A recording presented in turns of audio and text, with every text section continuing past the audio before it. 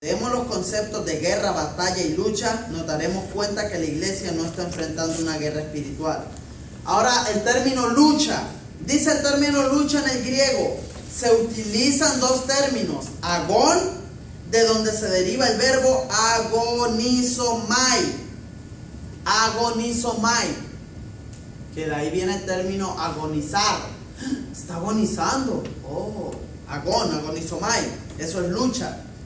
Agón tiene que ver con un conflicto y se traduce como lucha en Colosenses 2:1 y se aplica en este pasaje a una intensa lucha contra adversarios espirituales y humanos, ¿ok? Una lucha intensa. Agonizomai es un verbo utilizado para referirse a la contención que se daba en los juegos públicos. Agonizomai es un verbo utilizado para referirse a la contención que se daba a los juegos públicos. 1 Corintios 9:25. Y agonizomai, otra vez, también se utiliza para la contención perseverante en contra de la oposición por causa de la tentación. También se utiliza para la contención perseverante en contra de la oposición por causa de la tentación. 1 Timoteo 6:12 y 2 Timoteo 4:7. Ok, quiero decirles algo. Yo sé que cuando entramos en esto, en lo que es la etimología, usted dice, ay, pero esto está aburrido. Es necesario que usted tenga bases. Siempre así, normalmente una clase, normalmente así comenzamos las clases, medio, ay, mucha información, mucho escribir. Eso es parte del principio, para que usted tenga bases y ya el día de mañana ya vienen las clases son más auditivas, con ejemplos, etcétera, etcétera. Así es que quiero que me tenga paciencia en esto.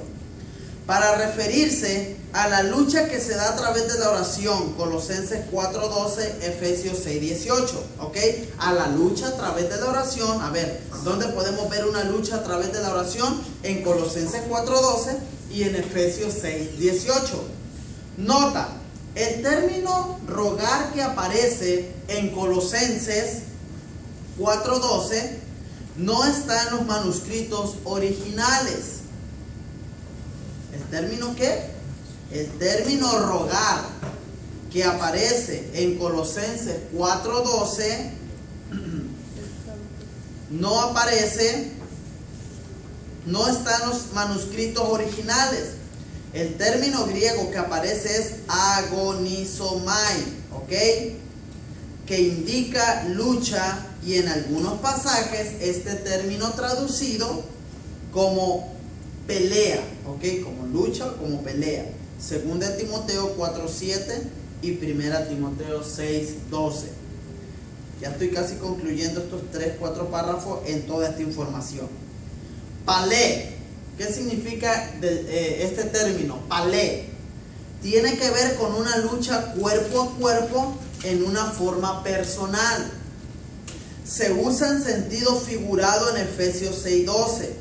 Haciendo referencia al conflicto espiritual en el cual el creyente se halla inmerso. Déjelo leo. Efesios 6:12 dice: porque no tenemos lucha contra sangre y carne, sino contra principados, contra potestades, contra los gobernadores de las tinieblas de este siglo. Ahí dice el término lucha, porque no tenemos lucha contra sangre y carne.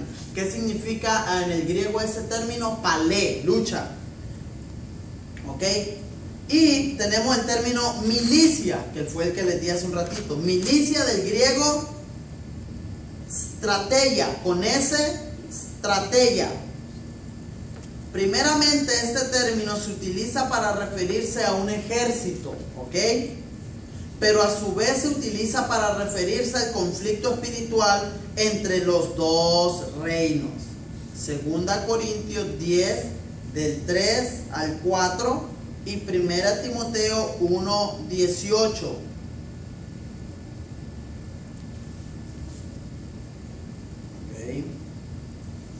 un segundo que se me movió la página.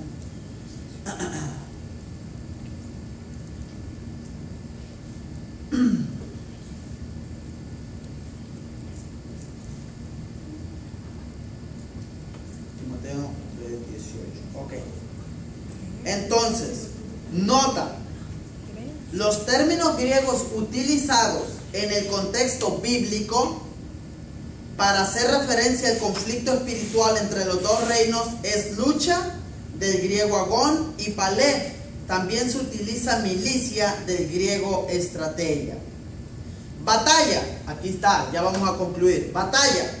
Este término Pablo lo utilizó en concordancia con los otros términos que tienen que ver con el conflicto, tales como agón, polemos y estrategia. ¿Ok? Tiene que ver con esos términos que ya escribieron. Este término, batalla, Pablo lo utilizó en concordancia con los otros términos que tienen que ver con el conflicto, tales como agón y polemos y estrategia.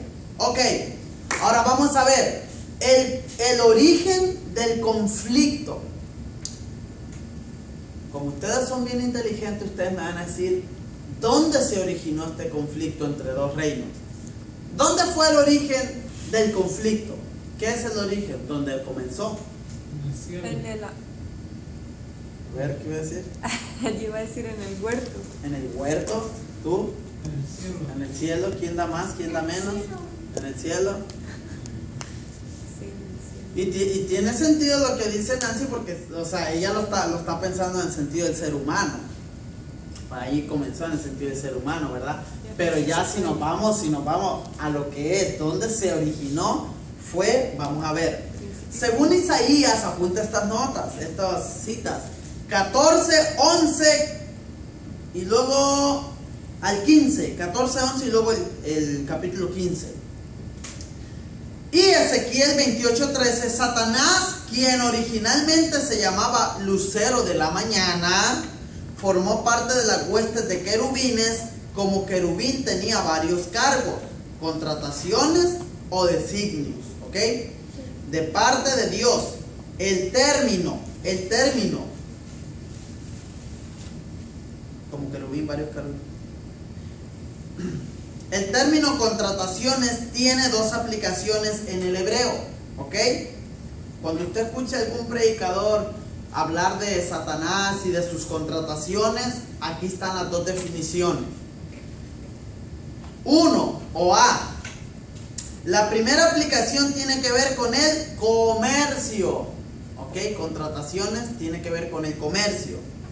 Y el 2 o el segundo, la segunda tiene que ver y es aplicable a los cargos que se ejercen. Varias contrataciones. El segundo sentido es aplicado a Satanás en vista de la cantidad de cargos y responsabilidades que desarrollaba, por las múltiples actividades que desempeñaba. Su corazón se enorgulleció y se rebeló en contra de Dios, por lo cual fue echado, arrojado, cortado, derribado y se rebeló, derribado de la presencia de Dios. Desde ese mismo momento comenzó el conflicto espiritual entre dos reinos. Permiso.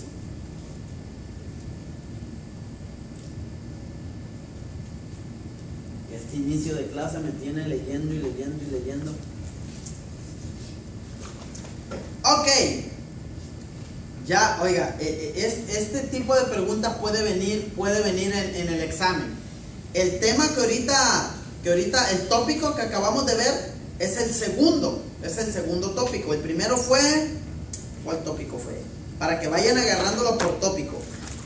El primer tópico fue etimología y uso de los términos guerra, batalla, etcétera, etcétera. Ese es el primer tópico del tema conflicto entre los reinos. El segundo tópico fue origen del conflicto. Por si llega a venir en el examen. ¿A dónde empezó? Origen. Origen del conflicto. Origen del conflicto. Por si llega a venir la pregunta, ¿dónde se originó el conflicto entre los reinos? Usted ya sabe en qué tópico está. Estuvo ahí en el segundo. ¿Me puedes repetir el primero, por favor? ¿Cómo? El primer tópico. El primer tópico es etimología y uso de los términos guerra, lucha, milicia y batalla. Ok, ahora vamos a pasar, estamos hablando del reino. Ahora vamos a pasar a súbditos en la batalla espiritual en ambos reinos. ¿Qué son los súbditos? ¿Cuáles son los súbditos? Tenemos un rey, los que están debajo del rey, todo el pueblo. ¿Ok? Súbditos, este es el tercer tópico. Súbditos en la batalla espiritual en ambos reinos, tanto el reino de Dios como el reino de las tinieblas. Vamos a ver. Todo reino tiene sus representantes, eso lo sabemos. En los conflictos y en el mundo espiritual no escapa a esta verdad. A continuación voy a detallar los súbditos de ambos reinos, ¿ok? Vamos a detallar los súbditos de ambos reinos. A ver, súbditos del reino de Dios. ¿Quiénes son los súbditos del reino de Dios? El máximo representante en el reino de los cielos en la batalla espiritual es Cristo. Él es el máximo representante del reino de Dios, ¿ok? En la batalla espiritual, es Cristo. Cristo, el conflicto más crítico entre los dos reinos lo libró Cristo, hasta el punto que fue decisivo y determinante en dicho conflicto. Se determinó un ganador y un perdedor. De una manera decisiva, Cristo obtuvo la victoria, el diablo fue derrotado, vencido, no paralizado, ¿ok? No paralizado. Eso lo vemos en Génesis 3:15, Mateo 4:1-11, Lucas 10:18 y Hechos 10:38. Perfecto. Normalmente a nosotros nos enseñaron, el diablo no tiene poder, el diablo está vencido, el diablo no hace nada. Ok. Ahora, usted en lo poquito o mucho que ha aprendido, ¿usted qué opina de eso?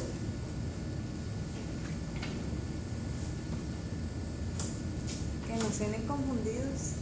¿Qué nos tiene? Porque primero dicen que no tiene poder y después hablan de que hay hermanos en la iglesia que están poseídos. A O ver. bien no puede o no puede. El diablo tiene mucho poder. Tiene. Sí, tiene como. No se le puede quitar el poder, él tiene poder. El reino. A ver, ¿qué más? A ver, Gilberto, a ver, hermano Dari, a ver, Sergio. Es que sí, Satanás tiene poder, es un poder sobrenatural que automáticamente, que si uno no está bien en las cosas de Dios, no somos nada para él, ¿verdad? Sí tiene poder, o sea, como usted dice, de que fue vencido pero no paralizado. Entonces, obviamente, sí tiene poder. A ver, ¿alguien más? ¿Todos están de acuerdo? Sí, él tiene poder. Él tiene poder. Él tiene poder, ok. Él tiene poder. Sabemos que el diablo es el príncipe de este mundo. Él fue vencido. Él fue vencido en cuanto a qué? Dios le quitó qué? La autoridad, pero no él. Él sigue teniendo poder. ¿Por qué cree que los gobiernos hoy en día y todos los que nos hemos metido ya últimamente en el estudio está haciendo lo que está haciendo? Hay un poder intrínseco en él. Le quitó la autoridad para con los que reciben ¿a quién? A Cristo. No tiene autoridad. Porque el diablo es el príncipe de este mundo. Pero Cristo dijo, ustedes no son de este mundo. Están en el mundo, pero no son del mundo. ¿Qué significa mundo también? Bajo el sistema. Nosotros no estamos en el sistema en el cual Satanás reina. Entonces, ¿sobre quiénes tiene poder Satanás? Sobre los que están bajo el sistema, bajo los que están bajo los que están en este mundo o los que no han recibido a Cristo. En este caso, nosotros que somos cristianos no estamos bajo el sistema del mundo. Si estuviésemos bajo el sistema del mundo, fuésemos personas que, usted lo sabe, que hiciéramos de nuestra vida lo que muchas personas allá afuera están haciendo. desde viciosos, borrachos, mujeriegos, parranderos, engañadores, asaltadores, asaltacunas, engañadores y etcétera, etcétera, mentirosos. Pero bueno, nosotros no estamos bajo ese sistema. Entonces, en Hebreos 2:14 dice: así que por cuanto los hijos participaron de carne y sangre, él también participa de lo mismo, para destruir por medio de la muerte al que tenía el imperio de la muerte, esto es, al diablo. Al diablo, ¿ok? Hebreos 2:14. Según estos pasajes, Satanás ya fue vencido, derrotado, desarmado. Escuche todo lo que fue Satanás para que no le digan que no le cuente. Según estos pasajes, Satanás ya fue vencido, derrotado, desarmado, juzgado y también fue condenado. O sea que Satanás ya tiene su lugar, ya está condenado. Que ande por ahí, pero ya tiene su lugar. ¿Quiere que lo repita o lo apuntó todo? Yo tengo todo. Perfecto. Entonces, por consiguiente, Cristo está a la diestra del Padre con todo, escuchen, como Cristo está, con todo poder, autoridad, majestad, imperio, dominio y señorío. Él es el Rey de Reyes y el Señor de Señores. Si nosotros como representantes del reino de Dios entendiésemos esto, no tendríamos tantos problemas y desajustes en la batalla en contra de las tinieblas.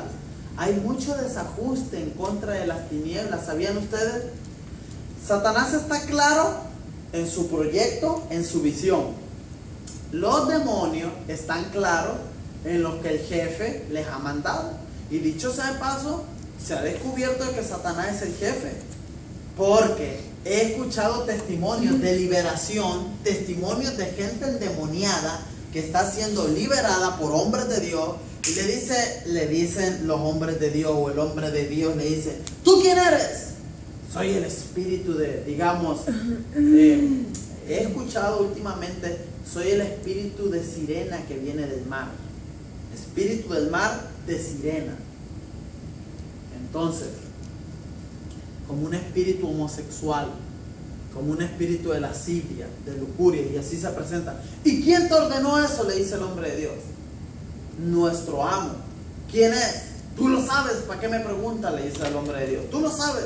¿Quién es? Lucifer, le contesta. O sea, lo tienen como el ángel mayor a Lucifer. Entonces, perfecto. Si nosotros entendiéramos de que Satanás, lo que les acabo de leer hace un momentito, de que él ya está destruido en el sentido, ya no tiene autoridad, de que él ya no tiene parte con nosotros, nosotros vamos a ir viendo cómo nosotros podemos atar al diablo. Porque a nosotros nos enseñaron a atar al diablo. ¿Cómo? Orando. ¿Ustedes creen que así se ata el diablo? ¿Ah? Cuando vemos aquello, y los pastores que no saben del conflicto entre los dos reinos, que esta clase es bien importante. Ahorita que usted se me está durmiendo, lo veo que ya quiere sacar la almohada, pero almohadazo lo voy a agarrar. Más adelante va a ver las cosas, usted no va a querer que se acabe esta clase.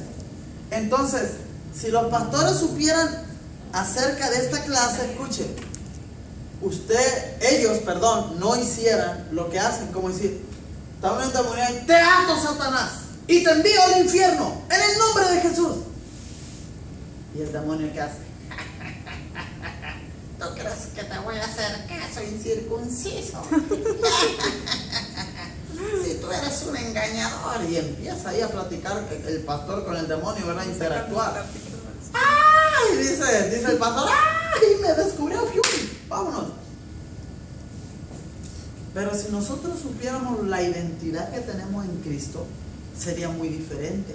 La autoridad, la fuerza, el señorío, que somos hijos de Dios, fuera muy diferente. Te ato, Satanás. Eso parece palabras. ¿Cómo se ata a Satanás? Lo vamos a ver, lo vamos a ir viendo. Porque no es de palabras. Si fuese por palabras, ¿cuántos demonios estuvieran atados?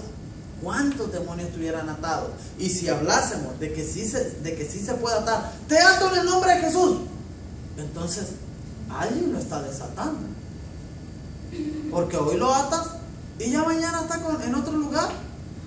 No hay que buscar al pastor que lo ató, sino a quien lo está desatando cada vez que lo atemos. Pero bueno, incoherencias. Decía alguien por ahí, las 5 herencias. Las 5 herencias. Vamos a ir concluyendo ya, porque yo sé que esta clase, este inicio es heavy, es pesado. Tienen que, ok, aquí les voy a dar un consejo. Tienen que traer disposición, tienen que traer esa disposición para que puedan recibir la palabra del Señor. Vamos a quedarnos en este tópico que dice súbditos en la batalla espiritual en ambos reinos, que fue lo que acabo de comenzar, y la vamos a retomar la semana entrante o la vez que nos toque dar la clase. Amén. Apunten allí, o si ya lo anotaron, qué bueno, que es el punto 3, súbditos en la batalla espiritual en ambos reinos. Y así pues vamos a hacer una oración. Vamos a darle gracias a Dios por su palabra. Que esto fue, pues claro, entendemos, hoy los martes, los jueves tenemos enseñanza, hay mucho que leer, mucho que transmitir, y les pido de su paciencia porque así son, cuando estamos en una escuela, en una clase. No a todos nos gusta estar en clases. ¿Ustedes creen que a todos nosotros que nos tenemos que preparar nos gusta ir al instituto? Ay, Señor, estoy cansado, y estamos, parecemos hipopótamos, con sueño. Es cansado, pero no, esfuércense, pongan, como les digo, esa disposición para que puedan recibir. Y pues ahí van a estar los videos.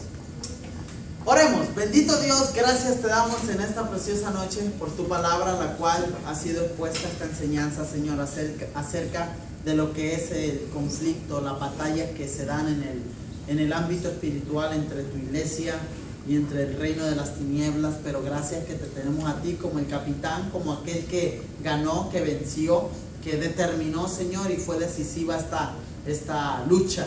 Tú fuiste el vencedor y juntamente contigo nosotros lo somos, Señor. Así es que gracias por ello. Sabemos que estamos en el lado ganador y que nunca pierde. Solamente danos la sabiduría, la habilidad para poder pelear la buena batalla y así mismo, Señor, ganar día a día estas batallas que se nos presentan en contra de nuestro enemigo. Padre, bendice a tu pueblo, bendice a tu iglesia. Gracias te doy porque están aquí aprendiendo, disponiéndose, Señor, y dale fuerza, Señor, para salir adelante, Señor, en la vida secular. Sabemos que nos enfrentamos a pequeñas batallas desde la mañana hasta el anochecer, pero danos discernimiento para poder identificarlas como ataques y vencerlas en el nombre de Jesús. A ti te damos gracias en el poderoso nombre de tu Hijo Jesucristo. Amén y amén. Ok, hermano.